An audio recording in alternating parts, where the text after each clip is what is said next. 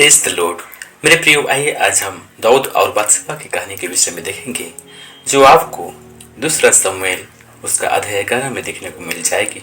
ये उस समय की बात है जब दाऊद पूरे इस्राएल देश का राजा बन चुका था और परमेश्वर ने उससे बहुत आशीष दी थी और वह बहुत बड़ा राजा बन गया था।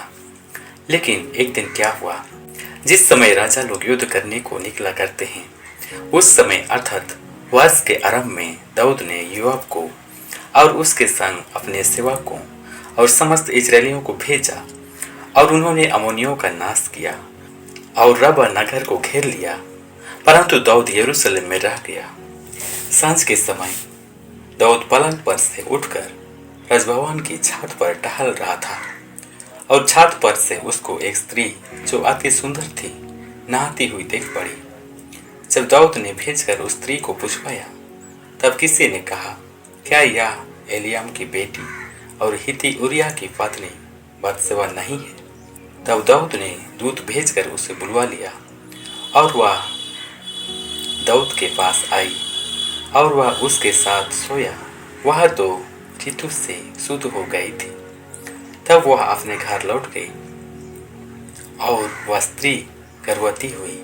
तब दाऊद के पास कहला भेजा कि मुझे गर्भ है। तब दाऊद ने योआब के पास कहला भेजा, हित्ती उरिया को मेरे पास भेज। तब योआब ने उरिया को दाऊद के पास भेज दिया। जब उरिया उसके पास आया, तब दाऊद ने उससे योआब और सेना का कुशल क्षेम और युद्ध का हाल पूछा।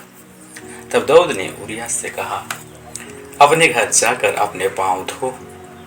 और उरिया राजभवन से निकला और उसके पीछे राजा के पास से कुछ इनाम भेजा गया। परंतु उरिया अपने स्वामी के सब सेवकों के संग राजभवन के द्वार में लेट गया और अपने घर न गया। जब दाऊद को यह समाचार मिला, उरिया अपने घर नहीं गया। तब दाऊद ने उरिया से कहा, क्या तू यात्रा करके नहीं आया? तो अपने घर क्यों नहीं गया? उरिया ने दाऊद से कहा, जब संदूक और इस्राएल और यहूदा झोपड़ियों में रहते हैं और मेरा स्वामी योआब और मेरे स्वामी के सेवक खुले मैदान पर डेरे डाले हुए हैं, तो क्या मैं घर जाकर खाऊं पीऊं और अपनी पत्नी के साथ सोऊं? तेरे जीवन की शपथ और तेरे प्राण की शपथ कि मैं ऐसा काम नहीं करने का। तब दाऊद ने उरिया से कहा, आज यहीं रह और कल मैं तुझे विदा करूंगा। इसलिए उरिया उस दिन और दूसरे दिन भी यरूशलेम में रहा। तब दाऊद ने उससे न्योता दिया और उसने उसके सामने खाया पिया और उसी ने उसे मतवाला किया। और सांझ को वह अपने स्वामी के सेवकों के संग अपनी चारपाई पर सोने को निकला, परंतु अपने घर न गया। सवेरे दाऊद ने योआब के नाम पर एक चिट्ठी लिखकर उरिया के हाथ से भेज दी। उस चिट्ठी में यह लिखा था, सबसे घोर युद्ध के सामने उरिया को रखना, तब उसे छोड़कर लौट आओ कि वह घायल होकर मर जाए। इसलिए योआब ने नगर को अच्छी रीति से देखभाल कर जिस स्थान में वह जानता था कि वीर है, उसी में उरिया को ठहरा दिया। तब नगर के पुरुषों ने निकालकर योआब से युद्ध किया और लोगों में से अर्थात दाऊद के सेवकों में से कितने घायल हो गए और उनमें हित्ती उरिया भी मर गया। तब योआब ने दाऊद को युद्ध का पूरा हाल बताया और दूत को आज्ञा दी। जब तो युद्ध का पूरा हाल राजा को बता चुके, तब यदि राजा जाल कर कहने लगे, तुम लोग लड़ने को नगर के ऐसे निकट क्यों गए? क्या तुम ना जानते थे कि वे शहरपनाह पर से तीर छोड़ेंगे?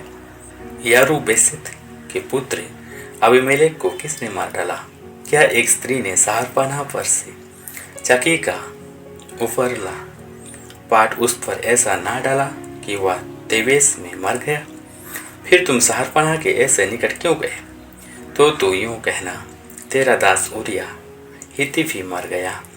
तब उस दूत चला गया और जाकर दाऊद से योआब की सब बातों का वर्णन किया। दूत ने दाऊद से कहा, वे लोग हम पर प्रबल होकर मैदान में हमारे पास निकल आए, फिर हमने उन्हें फाटक तक खदेड़ा। तब धनुर्धारियों ने शहरपनाह पर से तेरे जनों पर तीर छोड़े और राजा के कितने जन मर गए, और तेरा दास उरिया हित्ती भी मर गया। तब दाऊद ने दूत से कहा, योआब से यूं कहना, इस बात के कारण उदास ना हो, क्योंकि तलवार जैसे इसको वैसे उसको भी नष्ट करती है। तो नगर के विरुद्ध अधिक दृढ़ता से लड़कर उसे उलट दे, और तो उसे हिया बंधा। जब उरिया की स्त्री ने सुना कि मेरा पति मर गया, तब वह अपने पति के लिए रोने पिटने लगी। और जब उसके विलाप के दिन बीत गए, तब दाऊद ने उसे बुलवाकर अपने घर में रख लिया, और वह उसकी पत्नी हो गई, और उसके पुत्र उत्पन्न हुआ। परंतु उस काम से जो दाऊद ने किया था, यहोवा क्रोधित हुआ। तो मेरे प्रियो, इस प्रकार से दाऊद ने अपने शरीर की अभिलाषा के कारण पाप में गिर गया। और ये क्यों हुआ? इसलिए कि उसे युद्ध में जाना चाहिए था, लेकिन वो अपने घर में रह गया। इसलिए मेरे प्यारों, हमें ध्यान देना है कि जब हमें जहाँ रहना है वहाँ हमें जाना पड़ेगा, नहीं तो शैतान हमारे पीछे में है।